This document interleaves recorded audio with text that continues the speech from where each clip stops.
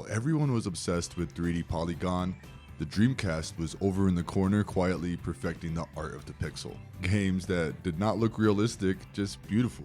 I found 12 of those rare 2D style arcade games for you. So let's begin.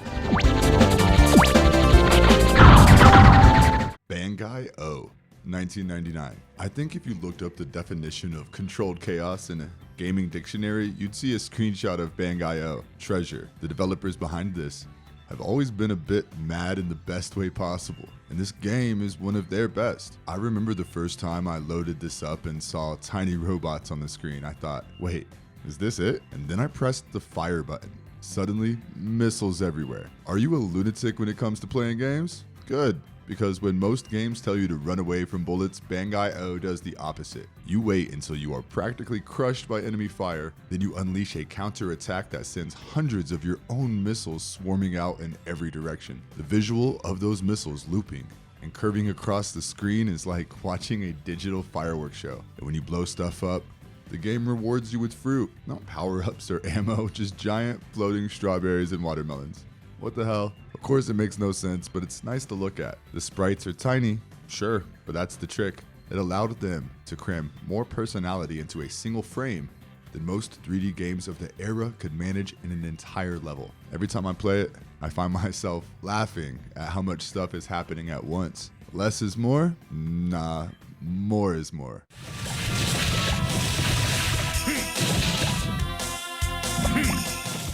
JoJo's Bizarre Adventure, 1999. Anime fans, assemble. Capcom in the late 90s was basically the king of the world when it came to 2D fighting games.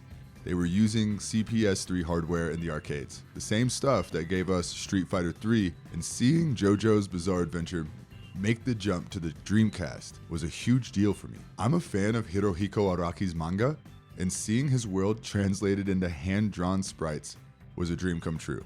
To be honest, I think it still looks better than the modern 3D JoJo games. The game is famous for a system where your character can summon a psychic avatar to fight beside them. Visually, this is a flex. You've got two beautifully animated characters on screen for every player. If you ask me to describe the game in 3 words, I'll call it manga in motion. When you hit a super move, the screen freezes and a stylized manga panel pops up. It feels like the pages of the book are literally being torn out and thrown at your face. Even if you don't know the story, the character designs are so wild that you can't help but be impressed. I showed this to a friend who only played 3D fighters, and even he had to admit that the super finishes were some of the coolest things he'd ever seen.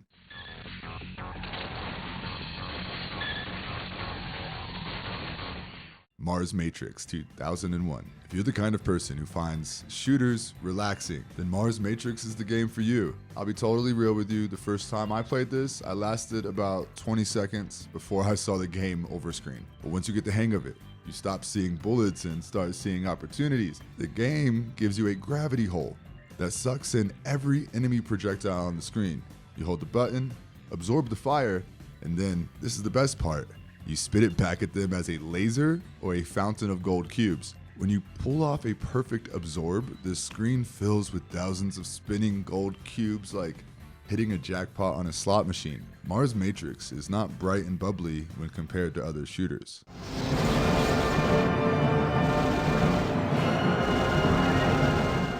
Giga Wing 2, 2001. While Mars Matrix was gritty, Giga Wing 2 decided to go in the complete opposite direction. This game is loud, and it's obsessed with the idea of too much. I'm talking about a game where the score counter goes into the septillions. Yeah, you heard me. You'll see those numbers and think that the game has glitched out. Giga Wing 2 made the jump to 3D backgrounds, but the ships in the gameplay stay in that 2D style plane. Fighting planes? Yes. Fighting entire continents? Hell yes. You're taking down entire flying continents. What I love most about the look of this game is the 4-player mode. Yes, you can have 4 people playing this at once. I've tried this with 3 friends, and within 5 minutes, we were all yelling because we couldn't even see the background anymore.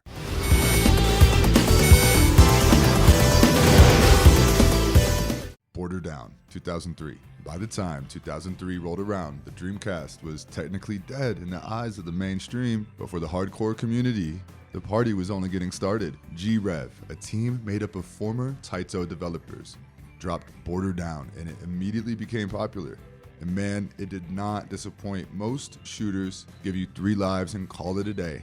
In Border Down, you have 3 borders: green, yellow, and red. If you die, you drop to a different border and the entire level changes. The background, the enemy patterns, and even the length of the stage are different depending on which border you're on. It's like 3 games in one. Border Down uses a 16:9 letterbox format that makes it a cinematic experience. Overall, it's a grown-up shooter game.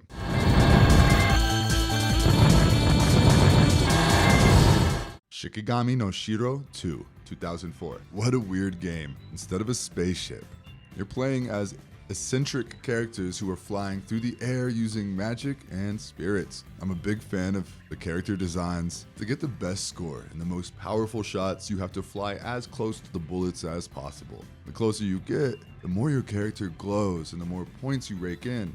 Stressful, of course it is, but also addictive. The bullet patterns in this game are actually beautiful. I know that sounds weird, but they're arranged in geometric shapes and move in hypnotic rhythms. One thing I really enjoy is the dialogue. Before every boss, your character has a little back and forth with the enemy. It's often hilariously translated, so that's funny.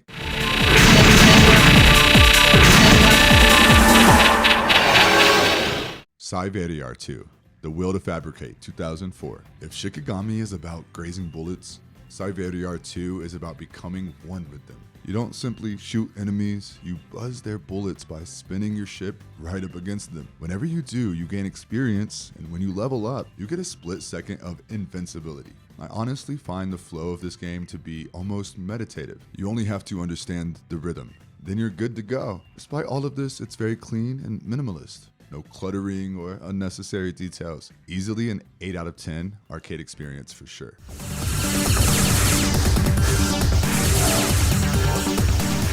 Chaos Field, 2004. So, Chaos Field is basically a boss rush game, meaning you skip all the tiny enemies and go straight to the big fights. At any time, you can switch between the Order Field and the Chaos Field. Switching to the Chaos Field makes the game way harder. Bullets get faster and more aggressive, but it also lets you score more points and use your sword to cancel out certain types of fire. The soundtrack for this one is a standout. Chaos Field is clean, the bullet colors are vibrant, and the frame rate is rock solid. Side note, it's a shorter game as compared to the rest.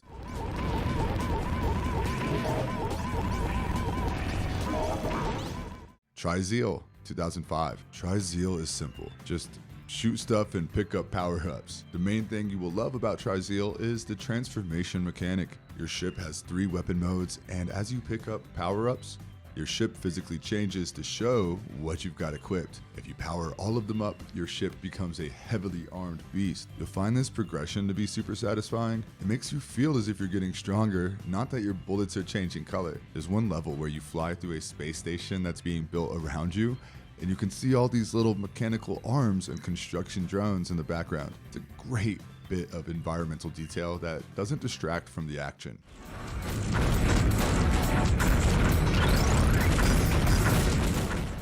Radirgy, 2006. Okay, now we're getting into the really stylish stuff. Radirgy is one of the most unique games in this list. When I first saw it, I couldn't believe that it was a Dreamcast game. It's so bright, so colorful, it's so weird, honestly.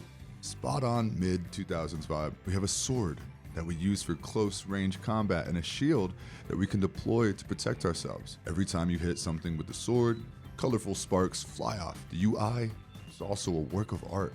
It's designed to look similar to a computer desktop or a cell phone screen, with little icons and windows popping up. Even the enemies are weird. We fight abstract shapes and mechanical animals that look like they were designed by a graphic designer high on pot. Whenever I play it, I feel like I'm in a trendy Tokyo arcade in 2006.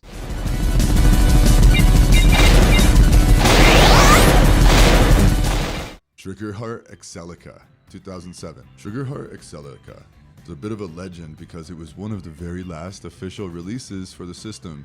It's a Mecha Museum game, which means the ships are actually girls in mechanical flying suits. I know that's a very specific niche, but even if you're not into the aesthetic, the gameplay is top tier. I cannot tell you how satisfying it is to grab a massive battleship and hurl it into a swarm of smaller enemies. The physics of it are surprisingly good because the weight of the enemy you're swinging affects how your character moves. I've always thought that it was good that one of the last games for the Dreamcast was something this creative and technically impressive.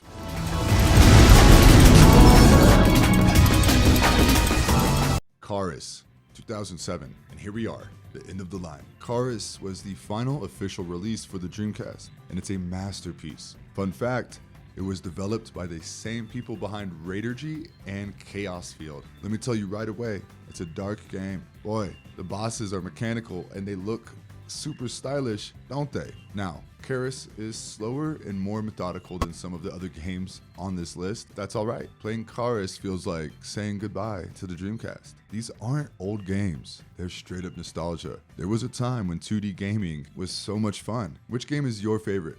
Let me know in the comments.